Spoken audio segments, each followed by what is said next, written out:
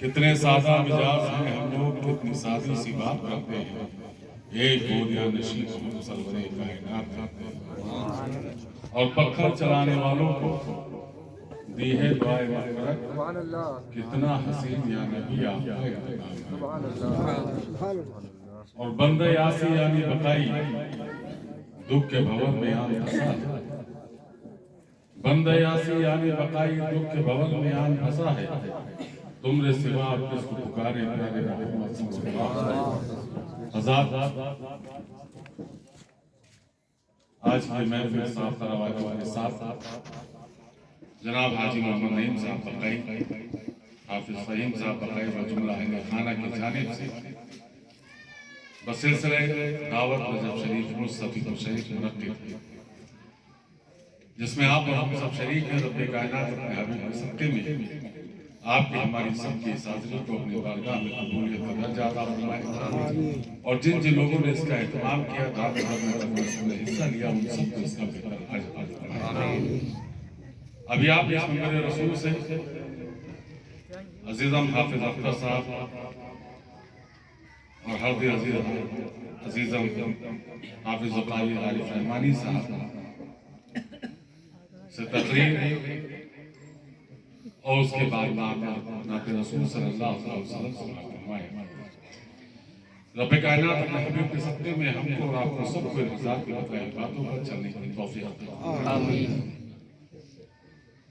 بڑی تعریف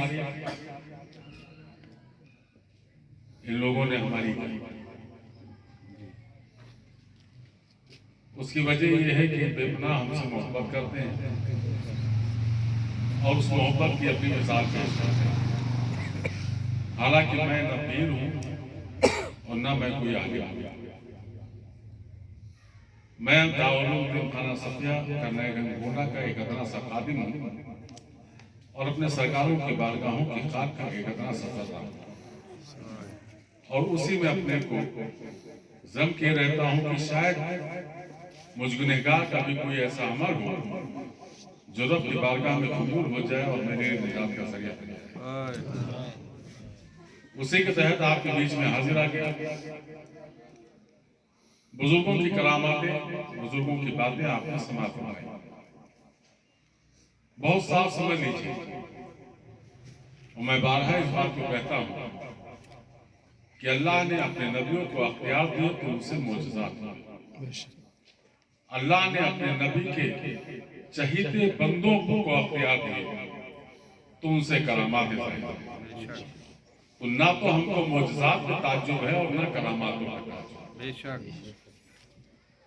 اصل مقصد یہ ہے کہ اللہ رب العزت نے ارشاد فرمایا کہ بندوں بے شک مجھ کو میری رحیمی کی بنیاد پر جانو، میری قہاریت کی بنیاد پر مجھ کو مت جانو، اور اس کی سب سے بڑی رحیمی یہ ہے کہ اس نے اپنے سب سے چہیتے پیغمبر سرکار دو عالم صلی اللہ علیہ وسلم کو امتی بنا کر کے ہم کائنات میں بھیجا، اور یہ کہہ کر کے بھیجا کہ وما ارسلناک الا رحمۃ للعالمین، یہ میرے محبوب میں نے اس کو ساری جہان کے لیے رحمت بنا کر بھیجا۔ تو رحمت سے مراد صرف اتنا ہی نہیں ہے کہ وہ رحمت جو ایک مخصوص ہو، جس کی ایک حد مقرر ہو، اگر حد مقرر ہو تو کائنات کا ذکر نہ ہوتا، اور کائنات کے ذکر کا مطلب یہ ہے کہ کوئی حد نہیں، اور اسی لیے کہا بھی گیا کہ رحمت بانٹ تھا جس سمت کو جیشان گیا، ساتھ میں منشی رحمت کا قلم تھا۔ اب وہ رحمتوں کی نشانیاں کیا ہیں؟ اصل مقصد پہ ہے۔ جس وقت میرے آقا اس کائنات میں تشریف لائے، رحمتیں کہیں نہیں، ہر طرف ایک ظلم اور ذاتیاں تھی، پوری کائنات ایک ظلم و ستم کی شکار تھی۔ حضرت عیسیٰ علیہ السلام سے لے کر کے میرے آقا سرکار دو عالم صلی اللہ علیہ وسلم کی ذات پاک مختلف روایتوں میں آیا ہے۔ کسی روایت میں ہے کہ 442 سال، کسی روایتوں میں آیا ہے 450 سال، غرض کے مختلف روایتوں میں مختلف سال نظر آتے ہیں، لیکن وہ جو بھی سال گزرے وہ حضرت عیسیٰ علیہ السلام سے لے کر کے اور نبی کریم صلی اللہ علیہ وسلم کے بیچ کے جو سال گزرے دنیا پہ بہت گراں گزرے، اتنے گراں گزرے کہ لوگ ظلم و ستم کو سہنے کے بھی عادی ہو گئے اور ظلم ستم کرنے کے بھی عادی ہو گئے۔ بہتوں نے خدا ہونے کا دعویٰ کرتے ہیں، ہر ایک طرف سے ایک چیخ و پکار اور ایک آہ کی، جس میں آپ واقعہ بارہا علماء سے سماعت فرماتے ہیں کہ بچیاں زندہ قبروں میں گاڑ دی جاتی ہیں، کوئی کسی کا پرسان حال نہیں ہوتا تھا، غلام خریدے اور بیچے جاتے تھے بازاروں میں، جمع سیانی بچیاں بیچی اور خریدی جاتی تھی، جس کے گھر میں بچیاں پیدا ہو جاتی تھی وہ اپنے آپ کو منحوس سمجھتا تھا۔ اور اس دور کو دیکھنے کے بعد دنیا میں اللہ رب العزت کو ہم بندوں پر رحم آیا اور اس نے اپنے سب سے شہید پیغمبر سرکار دو عالم صلی اللہ علیہ وسلم کو اس کائنات میں اور مخاطب کر کے بھیجا کہ ان کو ساری جہان کے لیے رحمت بنا کر کے بھیجا۔ اور جب میرے آقا دنیا میں تشریف لائے تو سب سے پہلے اگر درس دیا تو اس قوم کو یہ درس دیا ہے کہ قوم تم پڑھو، قرآن پاک کی پہلی وحی اسی پہ نازل ہے، کیا بات، اقرأ بسم ربک الذی خلق، پڑھو، تمہارے لیے پڑھنا لازمی۔ اس سبق کے ساتھ نبی کریم صلی اللہ علیہ وسلم ارشاد فرماتے ہیں کہ اے میری امت، جن کو تم یہ سمجھ رہے ہو کہ یہ ہماری بچیاں منحوس ہیں ہمارے لیے، وہ بچیاں تمہارے لیے منحوس نہیں ہیں بلکہ تمہارے لیے رحمت ہے۔ جس گھر میں بچیوں کی ولادت ہوتی ہے وہاں رحمتوں کا نزول ہوتا ہے۔ اس طریقے سے رحمت کے پیغام جب عام ہوئے، لوگوں نے نبی کریم صلی اللہ علیہ وسلم کے کردار کو دیکھا اور جب دین کی حقانیت کو انہوں نے جانا تو ایک ایسا سما بنا کہ لوگ ہر طرف سے محمد محمد چلا رہے ہیں۔ لوگ رحمتوں کی دہائی دینے لگے اور ان رحمتوں کی دہائی کا نتیجہ یہ نکلا کہ آج بھی وہی رحمتوں کے شامیانوں میں پوری دنیا سماتی ہوئی نظر آ رہی ہے۔ آپ آئے دن اخباروں میں پڑھتے ہیں، نیوز سنتے ہیں، ہر طرف سے۔ ابھی پرسوں کی بات ہے، آسٹریلیا کی چرچ کا ایک بہت بڑا پادری جس نے مذہب اسلام کو قبول کر لیا، وہ جاہل نہیں تھا، وہ پڑھا لکھا تھا، وہ پڑھ کر کے آیا تھا۔ تو جو پڑھ کر کے آیا ہو وہ مذہب اسلام کے قریب جا رہا ہے اور جو مذہب اسلام میں پیدا ہوا ہے وہ مذہب اسلام سے دور جا رہا ہے۔ یہ بھی اس کی حقیقت ہے۔ ہم اس رحمت کو سمجھ نہیں پا رہے ہیں۔ اگر اس رحمت کے وسیع شامیانے کو اگر ہم دیکھیں تو وہ رحمتوں کا شامیانہ ایک جگہ مخصوص نہیں ہوا۔ وہ رحمتوں کی شکلیں اگر ہم کو نظر آنے شروع ہو جائیں تو ان رحمتوں کی شکل میں سب سے پہلا نام خلیفہ اول حضرت ابوبکر صدیق رضی اللہ عنہ۔ دنیا میں آپ سمجھ لیجیے کہ سب سے پہلے اگر کسی نے بت توڑا ہے تو وہ خلیفہ اول حضرت ابوبکر صدیق رضی اللہ عنہ۔ اور آج ہماری آپ کی یہ خوش قسمتی ہے کہ آج کا دن خلیفہ اول حضرت ابوبکر صدیق رضی اللہ عنہ کے عرس کی تاریخ، آج ان کی ولادت کی تاریخ۔ آج ہم خانپور میں بیٹھ کر کے خلیفہ اول حضرت ابوبکر صدیق رضی اللہ عنہ کا ذکر کر رہے ہیں اور ان کی یاد بنا رہے ہیں اور کس طریقے سے بت توڑا ہے۔ آپ کے والد ایمان نہیں لائے تھے، خلیفہ اول حضرت ابوبکر صدیق رضی اللہ عنہ بھی ایمان نہیں لائے تھے، بچپنے کا عالم تھا۔ آپ کے والد نے ارشاد فرمایا، آپ کے والد نے کہا کہ چلو تم کو ہم اپنے خدا کے پاس لے چلتے ہیں۔ ہاتھ پکڑا اور وہ کھانے لے گئے۔ وہ کھانے پہنچنے کے بعد خلیفہ اول ارشاد فرماتے ہیں کہ یہ کون ہے؟ کہا یہ ہمارے خدا ہیں۔ کہا اگر یہ آپ کے خدا ہیں تو جو میں مانگوں گا وہ آپ یہ مجھ کو دیں گے؟ کہا بالکل دیں گے۔ تو کہا مجھ کو بھوک لگی ہے، مجھے کھانا چاہیے، مجھ کو پیاس لگی ہے، پانی چاہیے، اور اگر مجھ کو کھانا اور پانی نہیں ملا تو میں ابھی یہ بت توڑ دوں۔ والد نے بڑے غصے کی نگاہوں سے اپنے بیٹے کی طرف دیکھا اور دیکھ کر کے خلیفہ اول ارشاد فرماتے ہیں کہ اے بت، میرے باپ اس کو خدا کہتے ہیں اور مجھے بھوک لگی ہے، مجھ کو کھانا چاہیے، اگر تو خدا ہے تو مجھ کو کھانا دے۔ میں پیاسا ہوں، اگر تو خدا ہے تو مجھ کو پانی دے دے۔ تھوڑی دیر انتظار کرنے کے بعد न खाना मिला न पानी मिला। खलीफे अव्वल हज़रत अबू बकर सिद्दीक़ रज़ी अल्लाह ताला अन्हु ने एक पत्थर उठाया और उस बुत पे दे मारा। बुत पे पत्थर मारना था कि बुत गिरा और चकनाचूर हो गया। आपके वालिद को बड़ा गुस्सा आया, खींच के एक झापा मारा और खींचते हुए अपने घर की तरफ ले गए। अहलिया ने पूछा कि आप इसको खींचते हुए क्यों ला रहे हैं? कहा इसने गजब कर दिया, इसने हमारे खुदा को तोड़ दिया। तो आपकी अहलिया इरशाद फरमाती हैं कि आप इनके पीछे मत पड़िए, क्योंकि जब इनकी विलादत हुई थी तो मेरे कान में एक आवाज आई थी कि जो तुम्हारे घर में बच्चा पैदा हो रहा है ये मेरे नबी का साथी बनेगा, ये इस्लाम का नुमाइंदा बनेगा, ये रहमतों का आशियाना बनेगा। तो ये आप इनके पीछे न पड़िए।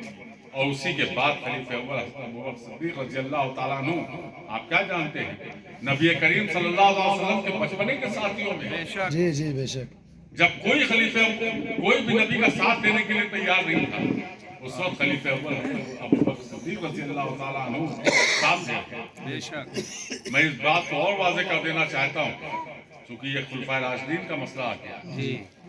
आज के ज़माने में बड़े फितने फैले हुए और उस फितनों में लोग मौलाए कायनात से लेकर के और खलीफे अव्वल तक कंपैरिजन करते हैं। कोई कहता अली बड़े हैं, कोई कहता है कि उमर बड़े हैं, कोई कहता है सिद्दीक बड़े हैं, कोई कहता है उस्मान बड़े हैं। आप ये समझ लीजिए बहुत साफ तरीके से कि खलीफे अव्वल, खलीफे दोम, खलीफे सोम, खलीफे चाहरू, ये तरतीब नबी करीम सल्लल्लाहु अलैहि वसल्लम ने नहीं अता फरमाई।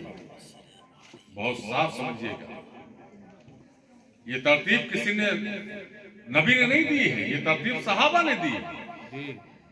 नबी के बज़ाहिर दुनिया से तशरीफ ले जाने के बाद दी है। जो सबसे पहले मसनद खिलाफत पर बैठा वही खलीफे अव्वल हो गया, जो मसनद खलीफे अव्वल के बाद बैठा वो खलीफे दोम हो गया, जो मसनद उनके बाद बैठा वो खलीफे सोम हो गया, जो उनके बाद बैठा वो अली मौलाए कायनात चाहरूम हो गए। अब नबी ने क्या किया?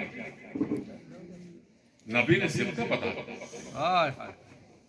कि मेरा सिद्दीक ऐसा है, मेरा उमर ऐसा है, मेरा उस्मान ऐसा है, मेरा अली ऐसा है। अब उन सिफ्तों को अगर हम देखते हैं तो हमारा ईमान इस बात पर है कि नबी ने जो फरमा दिया उसी पर हमारा ईमान है। अब नबी ने फरमा दिया कि मेरा सिद्दीक ऐसा है, और ये कह करके फरमाया कि मैंने दुनिया में जिसने जिसने मुझ पर एहसान किया मैंने सबका एहसान उतारा। सिर्फ दो लोगों का एहसान मेरा रब उतारेगा। वो दो लोग कौन हैं? वो दो लोग खलीफे अव्वल हज़रत अबू बकर सिद्दीक़ रज़ियल्लाहु ताला अन्हु हैं और दूसरी जात हज़रत खदीजा की, जिनके लिए मेरे आका इरशाद फरमाते हैं कि इनका एहसान मेरा रब उतारेगा। तो वो खलीफे अव्वल हज़रत अबू बकर सिद्दीक़ रज़ियल्लाहु ताला अन्हु की ज़ात पाक है। तो जिसके लिए नबी ने जो फरमा दिया वही हमारे लिए ईमान हो गया। ईमान में हमारे कहता है कि अव्वल का भी वही मकाम है, दोयम का भी वही मकाम है, सोयम का भी वही मकाम है और चाहरुम का भी वही, इसलिए कि नबी के फरमान पर हमारा ईमान है।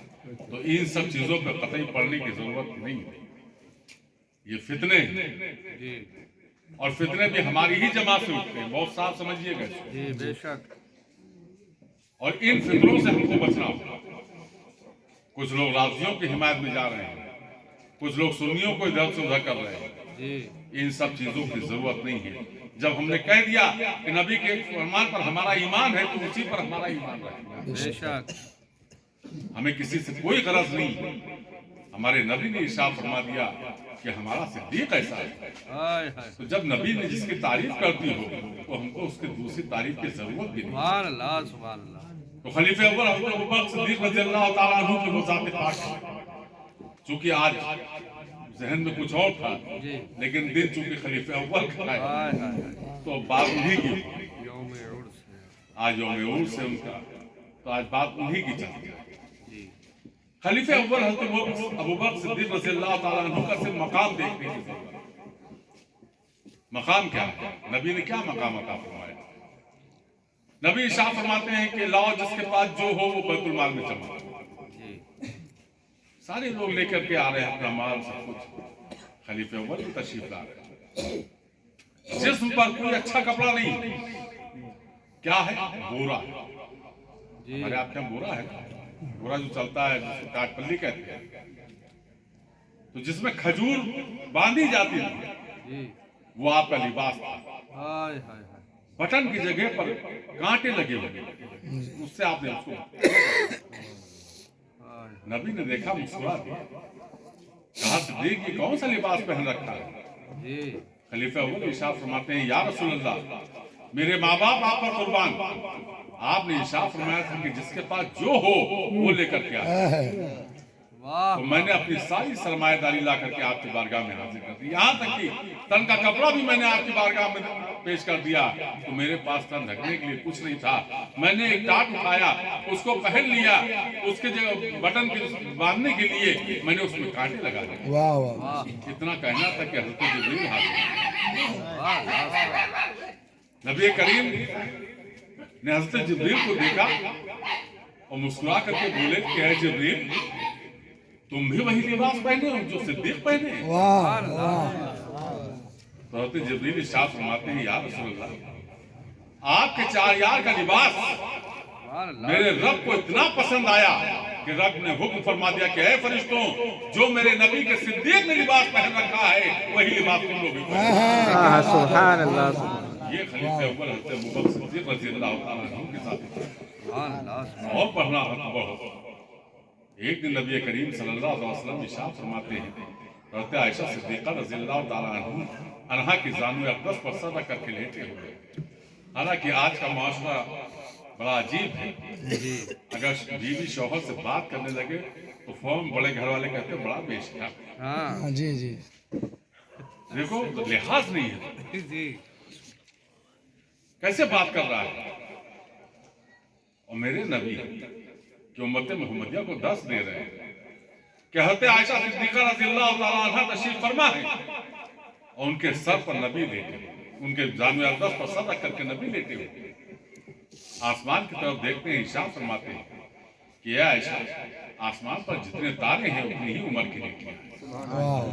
हज़रत आयशा सिद्दीक़ा रज़ियल्लाहु ताला अन्हा मायूस हो गई। आका मुस्कुराए इरशाद फरमाते हैं कि ऐसा परेशान ना हो, उमर की सारी नेकी एक बल्ले पर और सिद्दीक की एक नेकी एक बल्ले पर। अब खलीफे अव्वल हज़रत अबू बकर सिद्दीक रज़ियल्लाहु ताला अन्हु की वो कौन सी नेकी है जो खलीफे दोम हज़रत उमर फारूक रज़ियल्लाहु ताला अन्हु की सारी नेकियों में बात। तो हमारे असलाफ ने जब इसको पता करने की कोशिश की, नबी करीम सल्लल्लाहु अलैहि वसल्लम जब मक्का मुअज़्ज़मा से हिजरत तशरीफ ले गए, बतहा पहुंचे, तब उसका नाम बतहा, और बतहा के लफ्ज़ी माने होते बीमारियों का घर। यसरफ के माने बीमारियों का घर,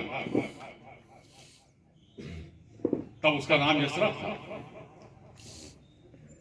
और जब नबी तशरीफ ले गए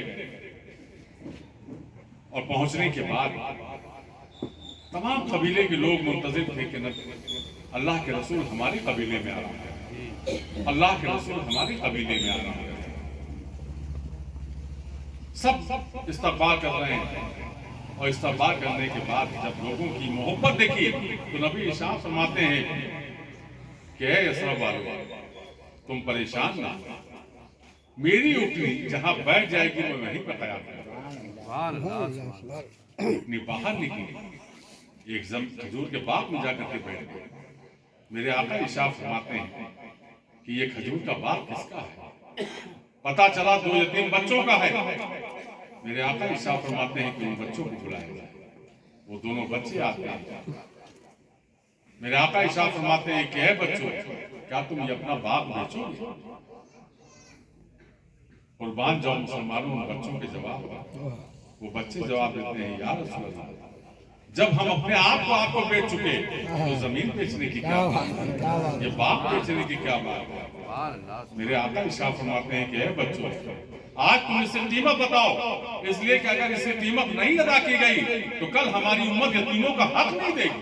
जी जी, कल हमारी उम्मत यतीमों का हक नहीं देगी। कितना बड़ा ये रहमत का गोशा आप देखते चलो कि नबी अगर रहमत बनकर के तशरीफ लाए तो सबके लिए तशरीफ लाए, यतीमों का हक दे रहे हैं। میرے نبی ارشاد فرماتے ہیں کہ یتیم بچے کے سر پر شفقت سے جتنا ہاتھ پھیر دو گے، جتنا بال اس کے سر کے تمہاری گدیلی کے نیچے آئیں گے، اللہ تمہارے اتنے گناہ معاف کر دے گا. یہ رحمت ہے.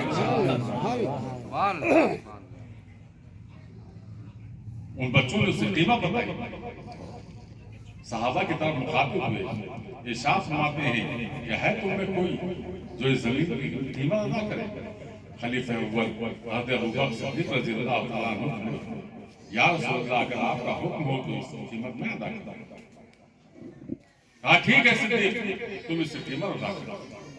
خلیفہ اول نے اس سے قیمت ادا کی اور اس کے بعد وہیں پر مسجد نبوی کی تعمیر شروع. مسجد نبوی آج جس انداز میں نکلی، کل جب نبی کے زمانے میں اس انداز میں نہیں تھا. کھجوروں کے شاخوں پر کھجوروں کی پتیوں سے سب سے پہلے مسجد نبوی بنوائی گئی. اور جس وقت مسجد نبوی تیار ہوئی، اللہ رب العزت کی طرف سے ندا وہی نازل ہوئی اور ارشاد فرماتے ہیں رب میرا کہ جو اس مسجد میں نماز پڑھے گا اس کو 70,000 سجدوں کا ثواب ملے گا. اب شروع ہو گیا. آج ہم اللہ کے گھر کو بڑا ہلکا سمجھتے ہیں. دھادا مسجد میں داخل ہو جاتے ہیں. ہم مسجد کے آداب نہیں جانتے، لیکن مسجد کے عمل کیا ہے اور اس کے لیے فرمان کیا ہے یہ بھی آپ سمجھتے ہیں. ایک دن نبی کریم صلی اللہ علیہ وسلم تشریف لائے. مغرب کا وقت تھا. دیکھا اس وقت روشنی کا کوئی انتظام نہیں ہوا کرتا. دیکھا مسجد نبوی سے روشنی ہو رہی. میرے آقا مسجد میں داخل ہوئے، ارشاد فرماتے ہیں کہ یہ روشنی کیسے ہے مسجد؟ ایک صحابی رسول کھڑے ہوئے، کہا یا رسول اللہ میں ملک شام سے آیا ہوں. ہمارے کیا شام کو روشنی کا انتظام اسی طریقے سے کیا جاتا ہے کہ ہم لوگ کھجور کی پتیوں کو بوتے ہیں اور بڑھنے کے بعد اس میں روشنی کرتے ہیں. میں نے دیکھا کہ مسجد نبوی میں اندھیرا ہے. میں نے اپنے خیال کے طریقے سے میں نے کھجور کی پتیوں کو بڑھا اور میں نے اس میں روشنی کر دی. اللہ کے رسول ارشاد فرماتے ہیں کہ آج تم نے اللہ کے گھر کو روشن کیا ہے، اللہ تمہاری آخرت اور دنیا دونوں کو روشن کرے. اتنا کہنا تھا کہ صحابی رشک کرنے لگے کہ ہماری زندگی اور آخرت دونوں سنور گئے. پتہ یہ چلا کہ اللہ کے گھر میں جب کوئی خدمت کرتا ہے اور جب ایک مومن ایک سجدہ ادا کرتا ہے تو وہ زمین جس کی رہی ہوگی اس مومن کے ایک سجدے کا ثواب اس کو بھی جاتا ہے. جس نے اس کو بنوانے میں خدمت کی ہے اس کے نامہ اعمال میں بھی سجدے کا ثواب جاتا ہے. جس نے اس میں روشنی کی اس کے پاس بھی جاتا ہے. جس نے چٹائی بچھایا اس کے بھی نامہ اعمال میں جاتا ہے. جس نے اس میں جھاڑو لگایا اس کے بھی نامہ اعمال میں لگایا. یہاں تک کہ ہمارے نئی بھائی کھڑے ہوئے ہیں، یہ مستری ہیں. انہوں نے اگر اس مسجد میں ایک اینٹ رکھی ہے، انہوں نے بنایا ہے، تو ایک مومن کے سجدے کا ثواب ان کے نامہ اعمال میں بھی جا رہا ہے. اسی طریقے سے وہ ڈیوائیڈ ہوتا ہوا جب ایک مومن ایک اللہ کے گھر میں سجدہ کرتا ہے تو ایک مومن کے سجدے کا ثواب اس مسجد سے جتنے لوگ جڑے رہتے ہیں سب کے نامہ اعمال میں جاتا ہے. اور وہی سجدہ جب رمضان مبارک کے مہینے میں کیا جاتا ہے تو 70 سجدوں کا ثواب. لیکن جب وہی سجدہ مسجد نبوی میں کیا جاتا ہے تو 1450 سال سے لے کر میں جب سے مسجد نبوی قائم ہوئی تب سے لے کر کے آج تک کتنے کروڑوں لوگ سال بھر اس گھر میں اللہ کے گھر میں سجدہ کرتے ہیں مسجد نبوی. اور ہر ایک کے سجدے کا ثواب 70,000 سجدوں کا صدیق کے نامہ اعمال میں، خلیفہ اول کے نامہ اعمال میں جا رہا ہے. اس لیے میرے آقا نے ارشاد فرمایا کہ عمر کی ساری نیکیاں ایک پلے پر اور صدیق کی ایک نیکی ایک پلے پر. وہ خلیفہ اول حضرت ابوبکر صدیق رضی اللہ تعالیٰ عنہ کی صفات. تو اب اگر بات کرتے رہیں گے تو بات نکلتی رہے گی، وقت زیادہ ہوتا ہے.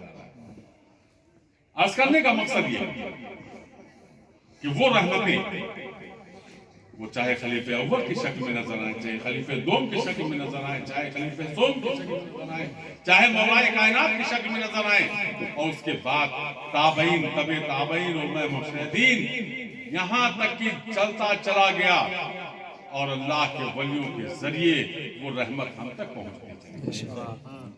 آج ہم جن بزرگوں کی بارگاہوں سے وابستہ ہوتے ہیں تو یہ سوچ کر کے وابستہ ہوتے ہیں کہ ہم غریب ہیں تو امیر ہوئے، ہم بیمار ہیں تو شفا پائیں، ہم بے اولاد ہیں تو اولاد والے ہوئے۔ لیکن کبھی ہم نے یہ نہیں سوچا کہ ان اللہ کے ولیوں نے جو رحمت کے شامیانے میں ہم کو آسرا دیا، اس رحمت کی نشانیوں پر ہم نے عمل کیا ہے کہ نہیں کیا؟ ہم اس دین سے وابستہ ہوئے ہیں کہ نہیں؟ سب سے پہلے ان اللہ کے ولیوں کی بارگاہوں سے اگر ہم کو سبق ملتا ہے تو اسی دین کا سبق ملتا ہے جس کو نبی کریم صلی اللہ علیہ وسلم نے ہم کو عطا فرمایا۔ ہم دین کو نہیں سمجھ پاتے، ہم شریعت مصطفیٰ کو نہیں سمجھ پاتے، ہم سنت مصطفیٰ کو نہیں سمجھ پاتے، اپنی زندگی کو ہم ہمیں میں گزارتے ہیں۔ شریعت مصطفیٰ کا قانون اتنا سخت ہے، اور ایک بات بہت صاف سمجھ لیجیے کہ شریعت کے کسی مسئلے کو اگر کوئی بال برابر بھی ہلکا سمجھتا ہے تو نہ تو وہ پیر ہو سکتا ہے، نہ کوئی عالم ہو سکتا ہے، بلکہ وہ شیطان ہو سکتا ہے۔ اس لیے کہ شریعت کا مسئلہ بالکل اپنی جگہ پر اٹل ہے، اور شریعت کی سب سے بڑی پاسبانی اگر کسی ذات نے کی ہے تو اس ذات کا نام خلیفہ دوم حضرت عمر فاروق رضی اللہ عنہ۔ یہ صرف بھی بتاتا چلتا اور صرف ایسے لفظوں میں نہیں ہے۔ خلیفہ دوم حضرت عمر فاروق رضی اللہ تعالیٰ عنہ مسجد نبوی سے نکلے، ایک یہودی عورت نے اپنے بچے کو قدموں میں ڈالا۔ خلیفہ دوم حضرت عمر فاروق رضی اللہ تعالیٰ عنہ ارشاد فرماتے ہیں کیا کہا؟ کہا یہ آپ کا پوتا ہے، ہم آپ کو تو تھرا جاتے ہیں۔ خلیفہ دوم حضرت عمر فاروق رضی اللہ تعالیٰ عنہ ارشاد فرماتے ہیں کیا بکتی ہے؟ کہا میں صحیح کہہ رہا ہوں، فلاں وقت میں آپ کے صاحبزادے فلاں ایک یہودی کے شادی میں گئے تھے، وہاں سے وہ لوٹے شراب کے نشے میں تھے، میں کھجور کے باغ میں کھجوریں بین رہی تھی، وہاں پر انہوں نے میرے ساتھ زنا کیا، اس سے حمل ٹھہرا اور یہ بچہ پیدا ہوا۔ تمام صحابہ اکٹھا ہو گئے۔ خلیفہ دوم حضرت عمر فاروق رضی اللہ تعالیٰ عنہ ارشاد فرماتے ہیں کہ رکو جی، گھر تشریف لے گئے، اہلیہ سے پوچھا کہ بیٹے کہاں؟ کہا کھانا کھا رہے ہیں۔ اندر گئے، اپنے بیٹے سے ارشاد فرماتے ہیں کہ میں کون ہوں؟ کہا آپ میرے والد ہیں۔ کہا اور کون ہوں؟ کہا آپ خلیفۃ المسلمین ہیں، آپ خلیفہ ہیں۔ کہا جو میں کبھی پوچھوں گا اس کو صاف صاف جواب دوں گا، کہاں؟ کہا تم فلاں وقت میں کسی یہودی کی شادی میں گئے تھے، کہاں گیا تھا؟ وہاں تم نے شراب پی تھی؟ ہاں پی تھی، لیکن میں نے فلاں مسجد میں جمعے کے دن میں نے توبہ کر لی۔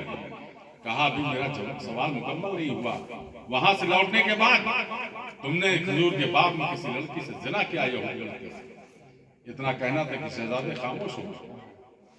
خاموشی جرم کا اقرار ہوتی ہے۔ آپ نے بال پکڑا اور گھر سے کھینچنا شروع کیا۔ مدینہ پاک میں ہنگامہ ہو گیا کہ عمر اپنے بیٹے کو بالوں سے کھینچتے ہوئے مسجد نبوی کی طرف لے کے جا رہے ہیں۔ تمام صحابہ اکٹھا ہو گئے۔ کہا بھائی عمر کیا ہوا؟ کہا چلو میں ممبر کو بتا دوں۔ جب ممبر پر تشریف لے گئے، قاضی سے کہا کہ اس کی جرم کی سزا پڑھی جائے۔ صحابہ کانپ گئے۔ صحابہ ارشاد فرماتے ہیں کہ بھائی عمر اس کے یہ زوال بھی نکل سکتے ہیں، اس کو آپ اس طریقے سے کر دیجئے، اس طریقے سے کر دیجئے، اس کا معاملہ حل ہو جائے گا۔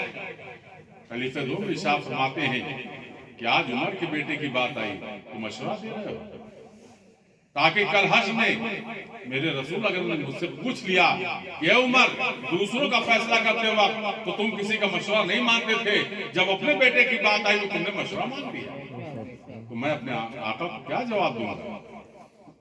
لہٰذا اس کی سزا پڑھی جائے۔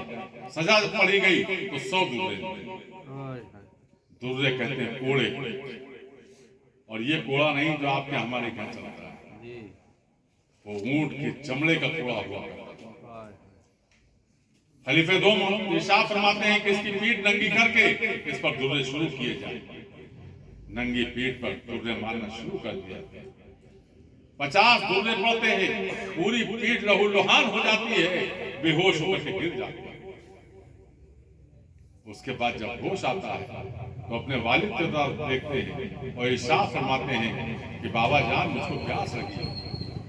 खलीफे दो इरशाद फरमाते हैं कि ऐ बेटा, दुनिया में तुम्हारे लिए पानी खत्म हो चुका, अब तुम ये सजा भुगत करके अपने नबी की बारगाह में जाना तो तुमको हौज़ कौसर का पानी मिलेगा। दुनिया में तुम्हारे लिए पानी खत्म हो चुका।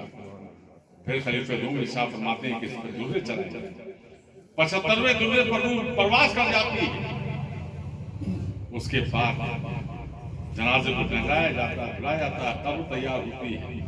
सब कुछ हो जाने के बाद जब कब्र बनकर के तैयार हो जाती है, उसके बाद खलीफे दोम हज़रत उमर फारूक रज़ियल्लाहु ताला अन्हु इरशाद फरमाते हैं कि अभी इसके हिस्से के 25 दुर्रे बाकी हैं जो इसकी कब्र पर चढ़ाए जाएंगे। ये शरीयत मुस्तफा। आज हम इसको बड़ा हल्का समझते हैं। कितने शर्म और अफसोस की बात है कि जो नबी ने हमको दीन दिया, उसी नबी ने हमको शरीयत दी, उसी नबी ने हमको सुन्नत दी, लेकिन आज उसी नबी के दीन पर अमल करने वाले लोग, उसी दीन पर अमल करने वाले, शरीयत पर अमल करने वाले लोग, उसी सुन्नत पर अमल करने वाले लोग जब डीजे पर नाचते हुए नजर आते हैं तो अपने आप पर अफसोस होता है कि आज ये कौन सी उम्मत है जो अपने नबी के फरमान के खिलाफ जाकर के हराम काम को अपना करके और डीजे पे नाचती हुई नजर आ रही है।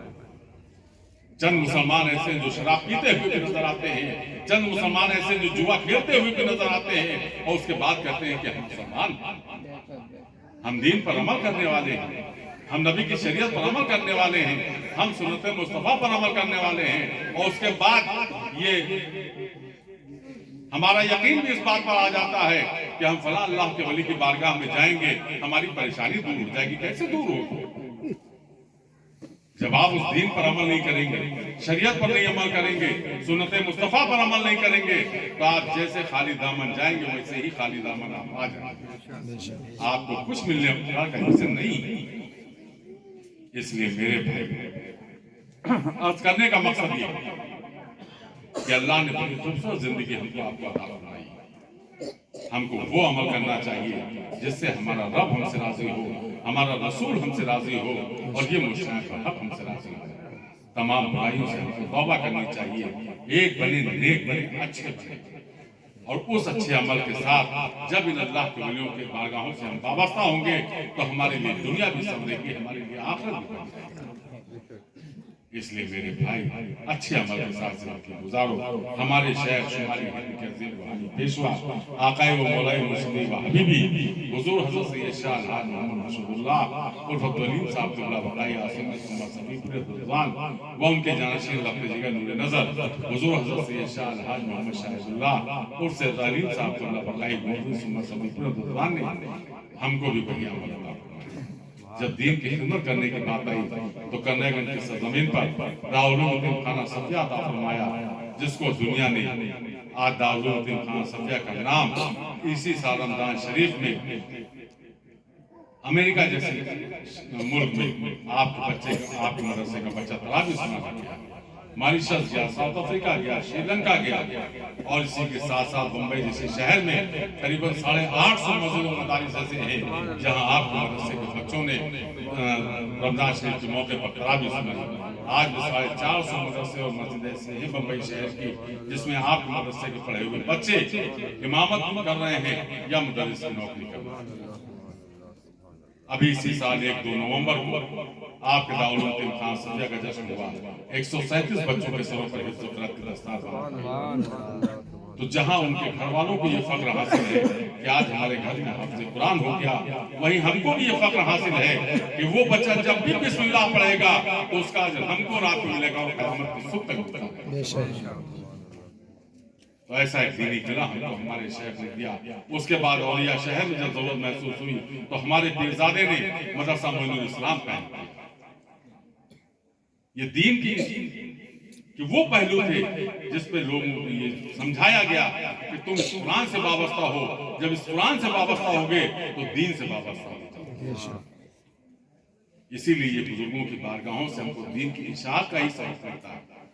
और फिर हमारे शेख ने जब वसीले की बात आई तो सब कुछ जिससे मुकद्दस बारगाह की सरोकशी अता फरमाई, वो मुकद्दस ज़मीन जहां 890 अल्लाह के वली आराम फरमा है, जिसको मजलिसुल औलिया कहा गया, औलियों का गढ़।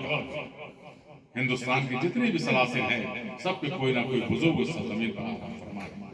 جس کے لیے ہمارے شیخ نے ارشاد فرمایا کہ نازا غلامی پر اپنی ہے فخر مجھے اس عزت پر تیرے در کی گدائی کا شاہی جہاں سال میں ایک بار رجب شریف کو اس کے موقع پر آپ سے شرکت کی درخواست کی، چونکہ سب شریف کے سارے روح سے پاک چاند کی 30 کے حساب سے ہوتے ہیں۔ اس سال انشاءاللہ 13، 14، 15 رجب انگریزی 26، 27، 28 جنوری کو ہونے جا رہا ہے۔ میں اپنے تاجداروں کو بارگاہوں پر خاک کہہ کر سربراہ ہونے کی حیثیت سے آپ نام حضرات کو اس میں شرکت کی درخواست کرتا ہوں۔ چونکہ ٹھنڈک کا وقت ہے، بات بہت زیادہ بڑھتی جائے گی، اس لیے بات کو طویل نہ کر کے اپنی بات کو صرف اس بات پر ختم کروں گا کہ آپ سب اچھے ہو، تھوڑا اور اچھے ہو۔ اور دوسری چیز، غیبت سے بچو، جھوٹ سے بچو۔ غیبت ہمارے نام اعمال سے نیکیوں کو کھا جاتی ہے اور جھوٹ ہمارے رزق سے برکتوں کو کھا جاتی ہے۔ اس لیے ان کاموں سے بچو، اچھے بنو۔ اللہ نے ہم کو بہت اچھا بنایا، اگر اچھا نہ بنایا ہوتا تو ایسے رسول کا امتی نہ بنایا ہوتا جن کی امت پیدا ہونے کے لیے تمام انبیاؤں کے ارواحوں نے دعا مانگی۔ تو ہم کو اتنا اچھا بنایا، تو اگر اتنا اچھا بنے ہیں تو اور اچھے بن جائیں اپنے عمل سے، تاکہ ہماری دنیا بھی سمجھ جائے، ہماری آخرت۔ انہی باتوں کے ساتھ آپ سب کا میں شکر گزار ہوں کہ اس ٹھنڈک کے عالم میں بھی اس محفل میلاد شریف میں آپ بیٹھے، آپ نے باتیں سماعت فرمائی، یہ علماء سے، شورا سے نعت رسول سنی۔ میں تو اتنا سا جو اپنے بڑوں سے سیکھا وہی آپ کو بتانے کی کوشش کرتا ہوں، یا چلتے پھرتے روڈ پر جو دیکھتا ہوں تو اپنے آپ پر افسوس ہوتا ہے، لیکن کبھی کبھی فخر بھی ہوتا ہے۔ ایک بات کر دوں اس کے بعد، ایک دن میرے علاقے میں گونڈا میں ایک بازار ہے رگڑ گنج، میں دوپہر میں جا رہا تھا پروگرام پر، تو یہ سرکاروں کا کرم ہے کہ میری گاڑی کو سب پہچانتے ہیں اور مجھ کو بھی پہچانتے ہیں۔ تو رگڑ گنج چوراہے پر ایک مسلمان کی بارات جا رہی اور ڈی جے پہ چند نوجوان ناچ رہے، جیسے دور سے انہوں نے میری گاڑی دیکھی، وہ ناچنا واچنا بھول گئے اور چھوڑ کر کے بھاگ گئے۔ تو تھوڑی ہنسی بھی آئی اور ایک تسکین دل کو ملا کہ چلو کم سے کم ہمارے کہنے سے اتنا تو ڈر ان کے اندر پیدا ہوا کہ یہ غلط کام چھوڑ کر کے اور بھاگ گئے۔ تو ایک تسکین بھی ہوئی کہ چلو بہت اچھا ہوا۔ تو کبھی نہ کبھی کہتے رہیں گے، ہم ہوں عزیز حافظ وقاری رحمانی صاحب ہوں یا حافظ اختر صاحب ہوں، جملہ ہے بات جتنے لوگ بیٹھے ہیں، کہتے رہیں گے کسی دن تو قوم سنے گی، اور کوئی ایک عمل کر لے جائے گا تو ہمارے آپ کے بیٹھنے کا سب کا مقصد ہے۔ انہی باتوں کے ساتھ میری بات، السلام علیکم ورحمۃ اللہ۔